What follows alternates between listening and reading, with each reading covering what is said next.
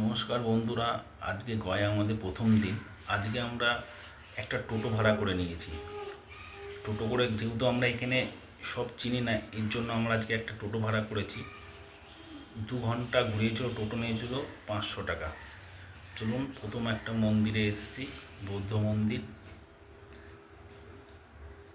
বেশ, মন্দিরের ভেতরে জানি না ক্যামেরা নিয়ে ঢুকতে দেবে কি না। বেশ সুন্দর মন্দিরটা।